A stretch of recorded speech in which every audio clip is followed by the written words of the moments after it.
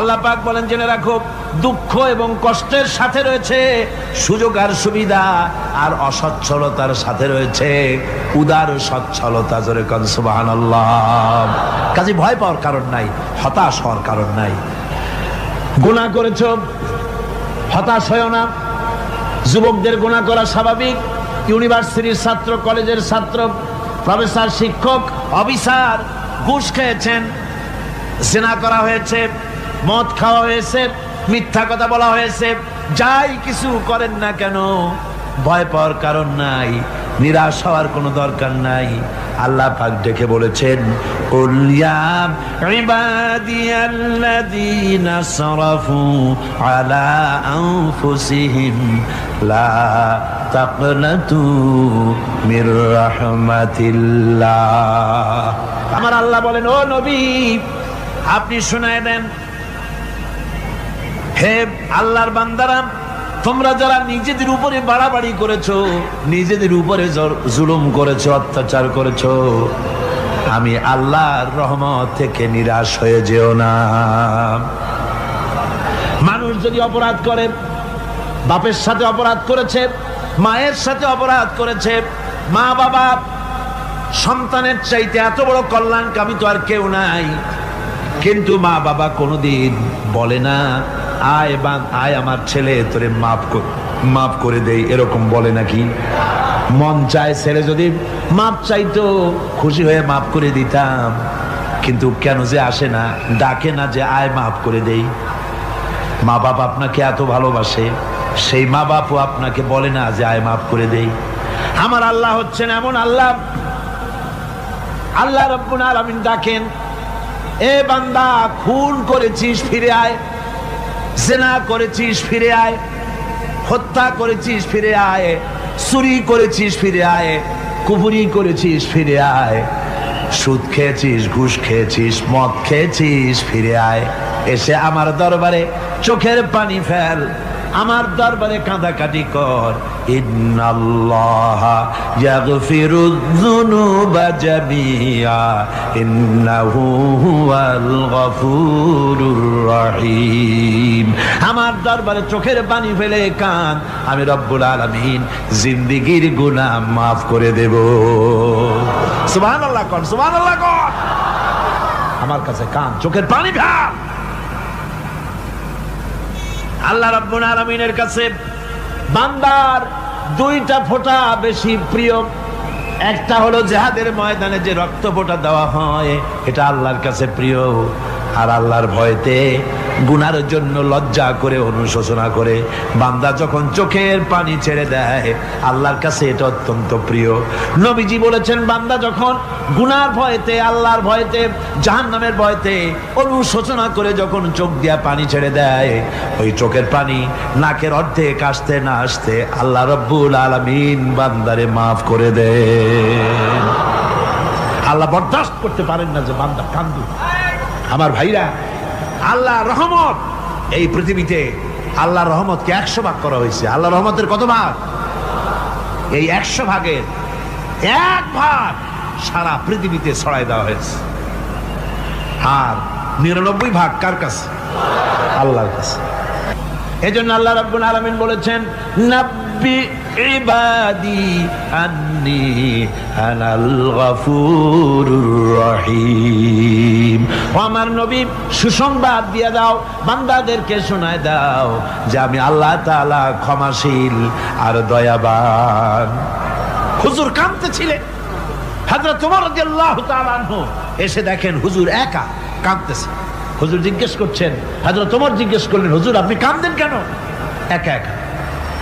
হযরত ওমর বলেন, আমি যখন প্রশ্ন করলাম, নবীজি বললেন, আমার কাছে কিছু আগে জিবরাইল এসেছিলেন।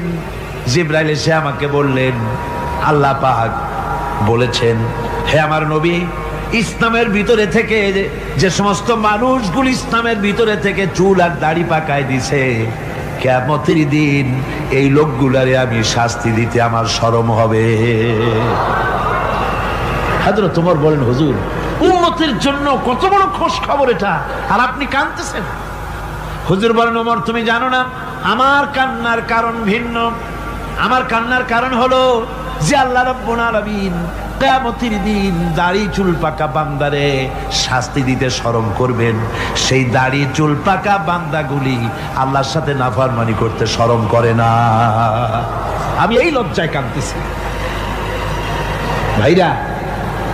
হুজুর আল্লাহ পাক বলেন, আমার নবী রাতের আধারে যখন একটা বুড়া আমার দরবারে হাত উঁচু করে, একটা বুড়া মানুষ রাতের আধারে যখন আমার দরবারে হাত উঁচু করে আর যখন বলতে থাকে রব্বুল আলামিন আমার পেছনের জীবনটা বড় খারাপ করেছি, এমন কোন কাজ জীবনে করি নাই যা তোমার কাছে কিছু দাবি করতে পারি, সব রকমের নাফরমানি করেছি, আজ আমি বুড়া হয়ে গেছি, কামাই করতে পারি না, ছেলে আমাকে চোখে দেখতে পারে না, পুত্রবধূ আমাকে ঘরে জায়গা দেয় না, আমার স্ত্রী আমাকে দেখতে পারে না, রোজগার করতে পারি না, হাঁটতে পারি না, চলতে পারি না, সবার কাছে আমি তিতা হয়ে গেছি, আমি দাঁড়াতে পারি না, কোমরে ব্যথা পাই, হাঁটুতে ব্যথা পাই, চলতে পারি না, কানে শুনতে পাই না, চোখে দেখতে পারি না, আর তোমার কাছে কিছু চাইয়া নেব এমন ভালো কাজও করি নাই। এইভাবে যখন বান্দা কাঁদতে থাকে আমার দরবারে, ও আমার হাবিব আমার রহমতের দরিয়ায় জোশ মেরে যায়, আমার শরম হয় এই বুড়াটারে কেমনে খালি হাতে ফিরাইয়া দেই। সুবহানাল্লাহ, সুবহানাল্লাহ। আমার আল্লাহর এত দয়া, আমার আল্লাহর এত মায়া, এত মহব্বত। আমার আল্লাহ রাব্বুল আলামিন বলেন, وَإِذَا سَأَلَكَ عِبَادِي عَنِّي فَإِنِّي قَرِيبٌ। আমার হাবিব আমার বান্দা আমার ব্যাপারে প্রশ্ন করে, আমি বান্দার একদম নিকটে। কোরআন শরীফের ভিতরে যত জায়গায় রাসূলকে বলা হয়েছে সুয়ালের কথা, আপনাকে প্রশ্ন করা হয়, আল্লাহ তার জবাব কুল এই কথা বলে জবাব দিয়েছেন। যত জায়গায় সুয়াল এসেছে, যেমন কোরআনে কারীমের মধ্যে আল্লাহ পাক বলেন, ওয়ায়াসআলুনাকা আনিল মাহিদ, মেয়েদের হায়েজ সম্পর্কে জিজ্ঞাসা করা হয়, কুল হিয়া আযা, হে নবী আপনি বলুন। এভাবে করে কুল দিয়ে জবাব দেওয়া হচ্ছে। আবার প্রশ্ন করা হচ্ছে, ওয়ায়াসআলুনাকা আনিল আনফাল, এই গনিমতের মাল সম্পর্কে হুজুর আপনাকে, হে নবী আপনাকে প্রশ্ন করা হয়। আল্লাহ কুল দিয়া জবাব দিলেন, আল্লাহ বলেন আপনি বলেন। ওয়ায়াসআলুনাকা আনিল খামরি ওয়াল মাইসির, আল্লাহ পাক বলেন নবী আপনারে প্রশ্ন করা হয়, কুল ফীহিমা ইসমুন কাবীর, আল্লাহ কুল দিয়া বললেন তুমি বলো। আবার বলা হলো, ওয়ায়াসআলুনাকা আনিল আহিল্লা কুল হিয়া মাওয়াকিতু লিন্নাস, ও নবী আপনাকে প্রশ্ন করা হয় চাঁদের ক্রমবর্ধমান এবং ক্রমহ্রাস, এই যে বাড়ে আর কমে, পূর্ণিমা হয় অমাবস্যা হয়, কেন হয় আপনি বলুন। কুল, আপনি বলেন এটা আমি অক্ত এবং সময়, বছর আর দিন গণনা করার জন্য পৃথিবীবাসীদের জন্য বিনা পয়সায় একটা ক্যালেন্ডার বানাইয়া আকাশে ঝুলাই রেখেছি। এভাবে যত জায়গায় এসেছে আপনাকে প্রশ্ন করা হয়, তত জায়গায় আল্লাহ জবাব দিয়েছেন কুল, আপনি বলেন।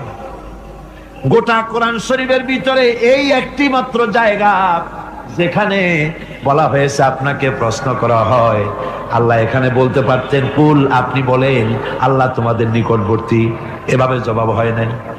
এটা কায়দাটা হলো এই, আল্লাহ বলতেছেন ওয়াইজা সালাকা ইবাদি, ও আমার নবী প্রশ্ন তো আমার বান্দারা আমার ব্যাপারে করেছে, এবার আপনার জবাবের কোনো দরকার নাই, প্রশ্ন আমার ব্যাপারে আমি নিজে জবাব দিয়ে দেই, ফাইন্নী কারীব, ও বান্দা আমার ব্যাপারে প্রশ্ন করেছিস, জবাব আমি দেই, আমি তোর সবচাইতে বেশি নিকটে। সুবহানাল্লাহ, কত নিকটে?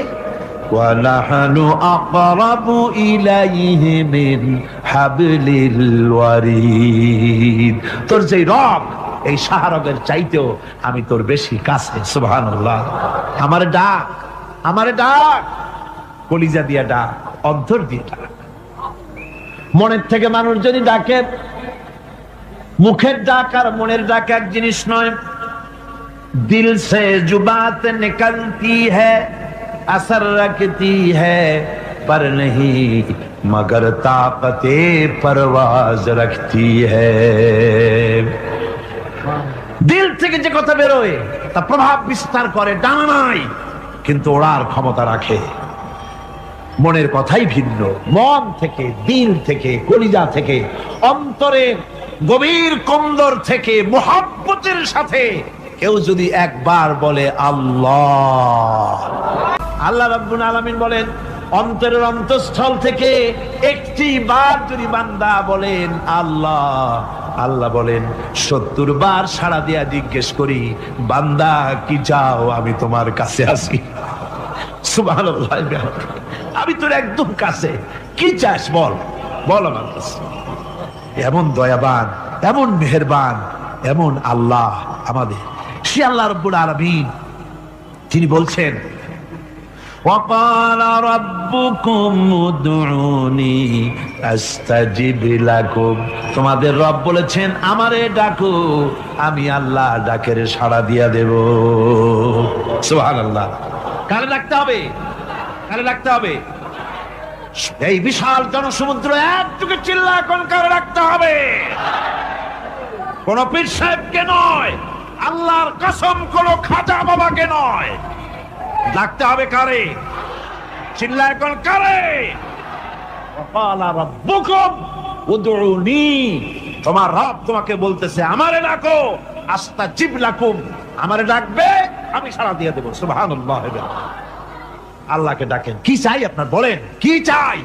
আল্লাহর কাছে চান, আল্লাহ দিয়ে দিবে। দেওয়ার জায়গা আল্লাহর কাছে চাইবেন, আল্লাহ দিবেন। দেওয়ার জায়গা, চাওয়ার জায়গা হলো সেজদায় পড়ে যাবেন। আমার ভাইয়েরা জায়গাটা চিনায় দিলাম। মাজারে যাওয়া লাগবে না, কবরে যাওয়া লাগবে না, 2 রাকাত নামাজ পড়ে সেজদায় পড়ে গিয়া যত বিপদ আছে মুসিবত আছে সেজদার মধ্যে চোখের পানি ছেড়ে দেন আর কেন্দে কেন্দে জীবনের কথা বলেন। আল্লাহ রাব্বুল আলামিন আপনার আওয়াজ শুনবেন আর দোয়া কবুল করে নিবেন। কাঁদতে হবে আল্লাহর কাছে। কার কাছে? আল্লাহর কাছে। আল্লাহর প্রতি আপনি পূর্ব পশ্চিমে কতবার মুখ ঘোরালেন, এটাই কিন্তু আপনার আসল সৎ কাজ নয়। আসল সৎ কাজ হলো আল্লাহর প্রতি ঈমান আনা। এই ঈমানের ব্যাপারে 3টা দিন আমরা পার করে দিলাম, এখনো কথা শেষ হয় নাই। আল্লাহর প্রতি ঈমান আনলে পরে যে উপকারটা হবে 5ম নম্বরে, সেটা হলো কঠোর এবং কঠিন বিপদের ভিতরে বান্দার ভিতরে অবিচলতা এবং ধৈর্যের সৃষ্টি হয়ে যাবে। আলহামদুলিল্লাহ। কঠিন বিপদ মুসিবত আসলে পরে সে অবিচল থাকবে। সারা দুনিয়ার বিপদ আপদ, শত্রুতা, দুঃখ, কষ্ট, মুসিবত, জুলুম, নির্যাতন সবকিছু পাহাড়ের মতো উঁচু হয়ে তাকে ঘিরে ফেলবে, কিন্তু তাকে এক চুলও নাড়াতে পারবে না। কবি বলতেছেন সাথে জাকা রহা হ্যায় আসল সে তা ইমরোজ, সাথে জাকা রহা হ্যায় আসল সে তা ইমরোজ, চরাগে মুস্তফাবি সে শরারে বুলাবিস। সে আবহমান কাল থেকে শুরু করে মুস্তাফা সাল্লাল্লাহু আলাইহি ওয়াসাল্লামের দীপ শিখার সাথে আবু জাহেল, আবু লাহাবের অগ্নিস্ফুলিঙ্গের টক্কর লেগেই আছে। রাসূলুল্লাহর আল্লাহর দেওয়া এই বিধান, এই দ্বীনের বাতিটা টিম টিম করে চলেছে। আর গোরকি, টর্নেডো, হাজার হাজার মাইল বেগে হ্যারিকেন এসেছে, গোরকি এসেছে, টর্নেডো এসেছে, টাইফুন এসেছে, কিন্তু এই আলো নিবাইতে পারে নাই। সুবহানাল্লাহ। এই আলো নিবাতে পারে নাই। এই শত্রুতা চিরকালের, নিবাতে পারবে না। কারণ হচ্ছে আল্লাহ রাব্বুল আলামিন বলেছেন ইউরিদুনা লিইউতফিউ নূরাল্লাহি বিআফওয়াহিহিম ওয়াল্লাহু মুতিম্মু নূরিহি ওয়ালাউ কারিহাল কাফিরুন। ওরা চায় মুখের ফু দিয়ে আমার আলোকে নিভিয়ে দেবে, কিন্তু আমি আমার আলোকে পূর্ণতা দান করব। তাতে কাফের বেঈমানদের কলজায় যত জ্বালা যন্ত্রণা হোক, আমার দিন কেউ মিটাই দিতে পারবে না। সুবহানাল্লাহ। সুতরাং বিপদে অবিচলতা আসবে, সে অটল হবে, মজবুত হবে। কোরআনে কারীম বলতেছে ওয়া কাযালিকা জাআলনা লিকুল্লি নাবিয়্যিন আদুওয়াম মিনাল মুজরিমিন। এই পৃথিবীতে এমনি করে আমি সকল নবীদের শত্রু বানিয়েছি, সব পাপিষ্ঠ অপরাধীদেরকে। নবীদের সাথে বিরোধিতা করেছে কারা? পাপিষ্ঠরা, অপরাধীরা। মানুষ অত্যাচারিত হয়েছে, সাহাবায়ে কেরাম অত্যাচারিত হয়েছেন। বুখারী শরীফের হাদিসে এসেছে রাসূল করিম সাল্লাল্লাহু আলাইহি ওয়াসাল্লামের কাছে হযরতে খাব্বাব গিয়ে উপস্থিত হয়েছিলেন। হযরতে খাব্বাব বলেন, হাদিসটা এভাবে লেখা হয়েছে বুখারীতে, ওয়ান খাব্বাব বিন আরিদ রাদিয়াল্লাহু তাআলা আনহু قال شكونا إلى رسول الله صلى الله عليه وسلم وهو متوسد بردة له في ظل الكعبة। রাসূলুল্লাহর কাছে গেলাম, কাবা শরীফের কাছে গিয়ে দেখি নবীজি একটা চাদর গায়ে দিয়ে তিনি আরাম ফরমাচ্ছিলেন কাবা শরীফের ছায়ায়। সেখানে গিয়ে বললাম, আলা তাস্তানসিরু লানা আলা তাদউ লানা ইয়া রাসূলুল্লাহ, হে আল্লাহর রাসূল, আপনি কি আমাদের জন্য আল্লাহর কাছে দোয়া চাইবেন না? আপনি কি আল্লাহর কাছে আমাদের জন্য সাহায্য চাইবেন না? আমাদের লোকগুলিকে, মুসলমানগুলিকে মারতে মারতে তো শেষ করে ফেলে দিল। তারা আমাদের সুমাইয়াকে মারলো, আমাদের খাব্বাবকে উটের সাথে পায়ের দড়ি লাগায় টানলো, আমাদের খোবায়েবকে তারা আগুনের উপরে চিৎ করে শোয়ায় রাখলো, না খায় রাখতেছে, মারতেছে, কষ্টে তো শেষ হয়ে গেলাম। হুজুর, আপনি কি আমাদের জন্য দোয়া করবেন না? হাদিস শরীফে এসেছে নবীজি উঠে বসলেন সোজা হয়ে। নবীজি বলেন, ও আমার সাহাবী, ও খাব্বাব, শোনো, তোমাদের আগে এই পৃথিবীতে যারা দ্বীনের দাওয়াত দিতে এসেছিলেন তাদেরকে সমকালীন রাষ্ট্রশক্তি, সমাজ শক্তি তাদেরকে ধরতো। ফায়ুখাজুর রাজুল, তাদেরকে তারা ধরতো। ফায়ুহফারু লাহু ফিল আরদ, আর তার জন্য জমিনের ভিতরে কবর বানাইতো।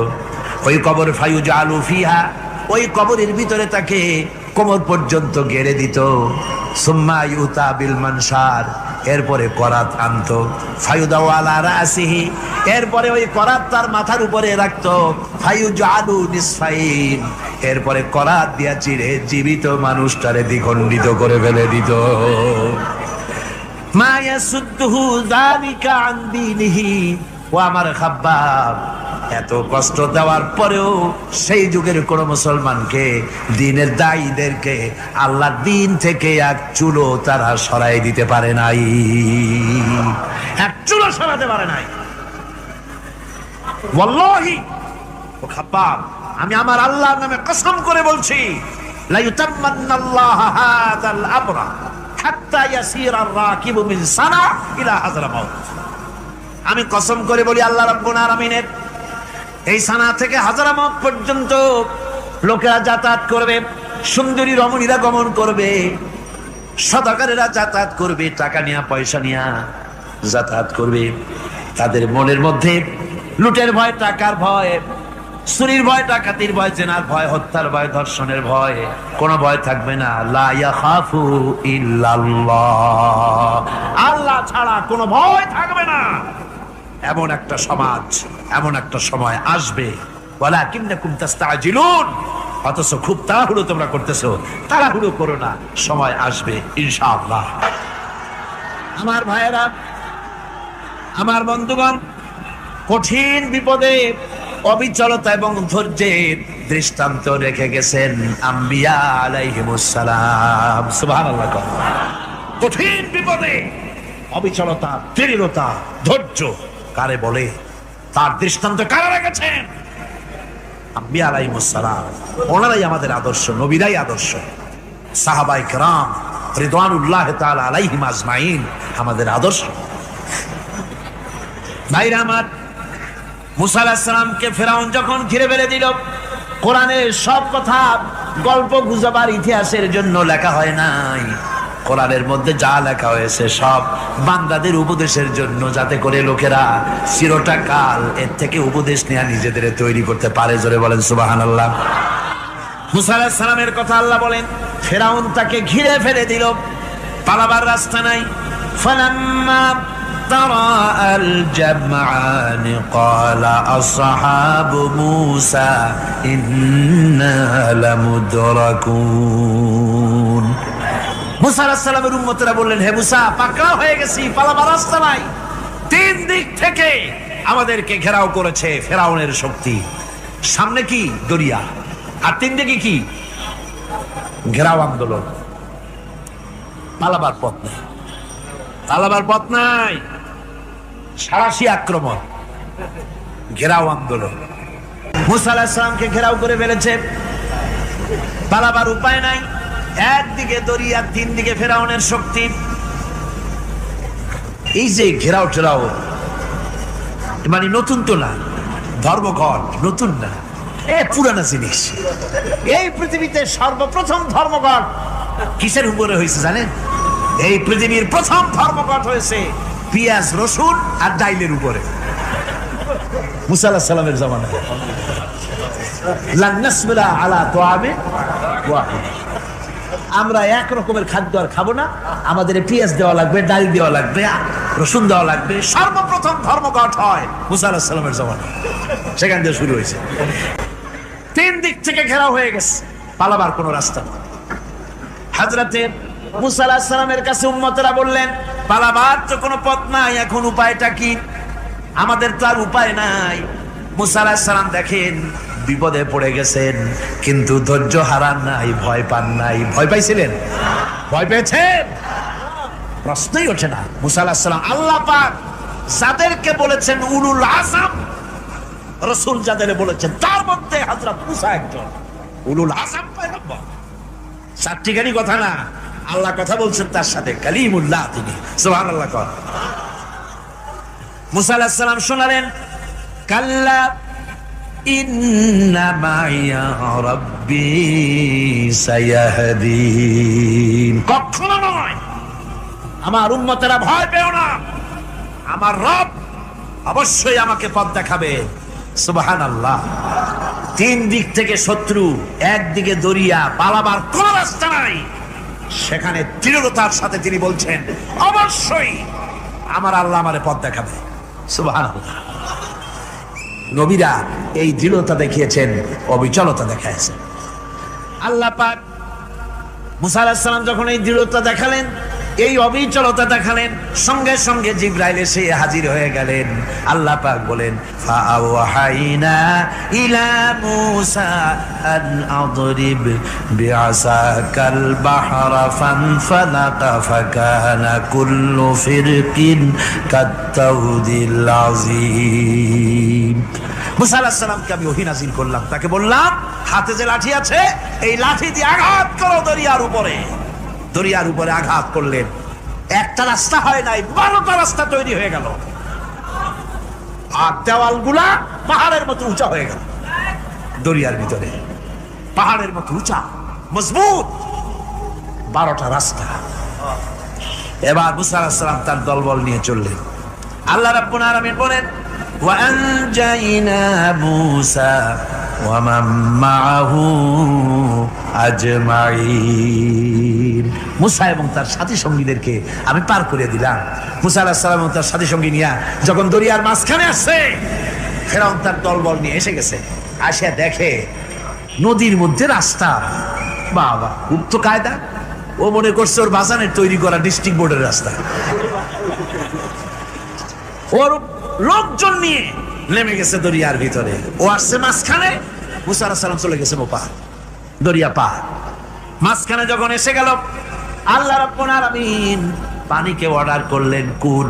আল্লাহর তো বটন টেপা লাগে না, মুখ দিয়া কোনো হুকুম করা লাগে না, শুধু বলেন কুন। যে ব্যাপারে কুন বলেন ফায়াকুন, সাথে সাথে হয়ে যায়। আল্লাহ বললেন কুন, আর অমনি রাস্তা বন্ধ হয়ে গেল। এবার তুফান শুরু হয়েছে নদীতে, ঢেউয়ের উপরে ঢেউ, মৌজুন কাল জিবাল, পাহাড়ের মতো উঁচু হয়ে হয়ে ঢেউ আসতেছে। দলবল ঘোড়া আর অস্ত্রপাতি যা ছিল সব মরিয়া শেষ।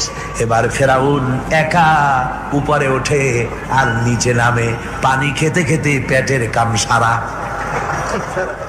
জনমের খাওয়া খাইছে পানি, এখন জান যায়। বাঁচবার আর উপায় না, বাঁচবার আর উপায় নাই।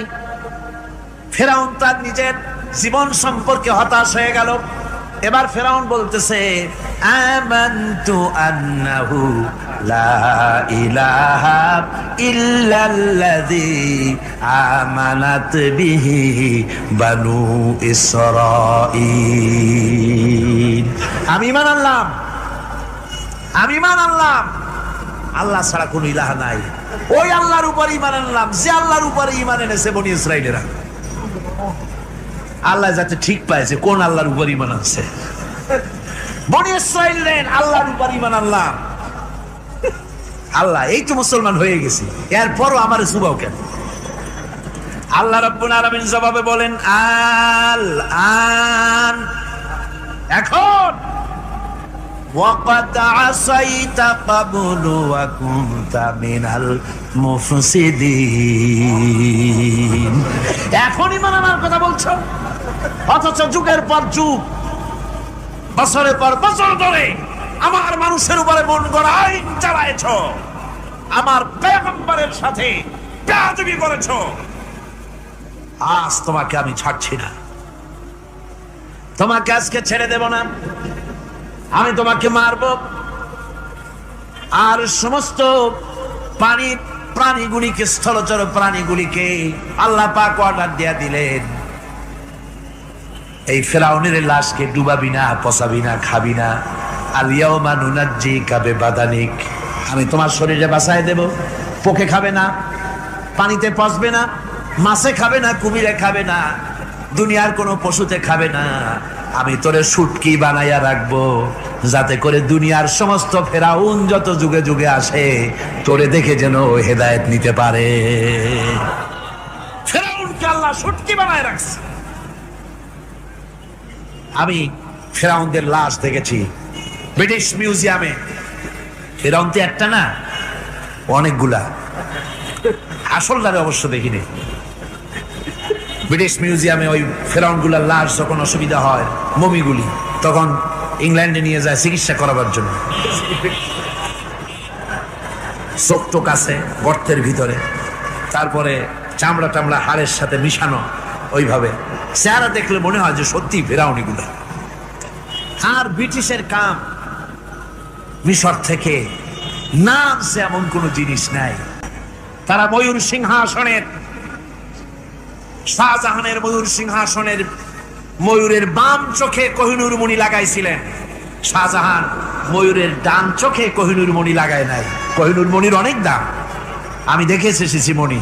এখন সেটা কুইন এলিজাবেথের মুকুটে শোভা পাচ্ছে। সেই মণি এমনি বলে প্রবাদে ৭ রাজার ধন এক মাণিক্য, বলেন এরকম অনেক দাম।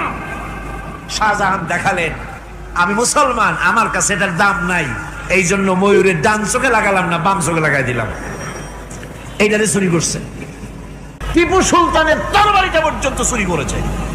আজ পর্যন্ত ব্রিটিশ মিউজিয়ামে টিপু সুলতানের তরবারিটা আছে, আমি তরবারিটা দেখে এসেছি। আমার বন্ধুগণ, বলতেছিলাম